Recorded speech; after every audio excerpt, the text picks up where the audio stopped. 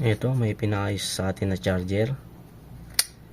Ang naging problema nito ay ayaw mag-charge.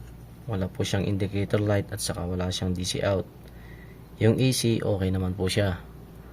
Kaya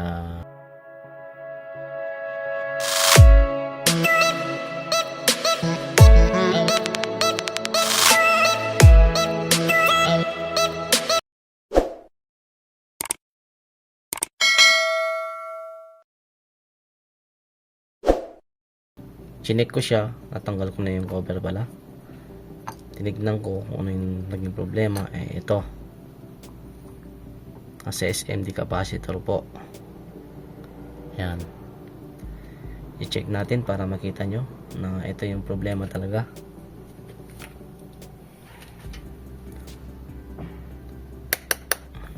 Ito, i-check natin sa range natin sa makabasher na tayo. Check natin.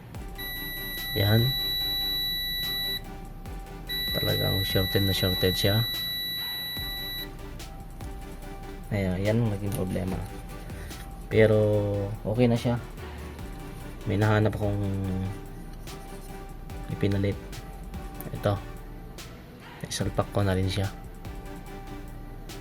Kaya itong naging problema, kaya wala siya po siyang indicator light at saka wala siyang DC out. Kaya kung encounter kayo ng ganito problema, dito lang siya, yung dalawa na yan. Pero isa lang yung natamaan sa kanila. Kaya i-check natin ngayon para makita natin kung okay na yung charger. At saka pala, ito pala yung gamit ko na pang test muna, yung USB cable. Ito, para maging safe po yung cellphone natin na wag muna siya ididirekta, baka kung ano pa yung maging sanhi ng may pagka problema pa o wala. Kaya kailangan natin manigurado muna. Ito pala yung pangalan ng charger at saka ito yung may-ari, pangalan.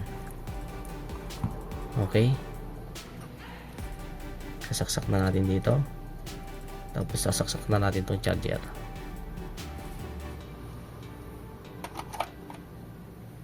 Tapos mag-range tayo sa DC. Yan, DC na tayo. Tapos i-check natin kung tama yung binibigay niyang voltahe na 5 volts. Yan, okay siya. Wala na po siyang ibang diferensya.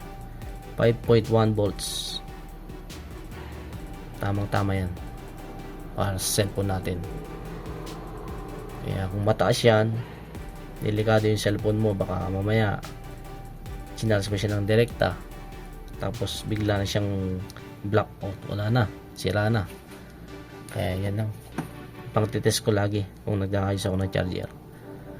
Kaya maraming salamat sa inyo, at sa mga hindi pa nakapag-subscribe, pa-subscribe yung sa channel ko at pahit na rin yung notification bell at para maging updated ka sa mga bago nating video na ilalabas. Maraming salamat po. Hanggang sa susunod natin na upload na video.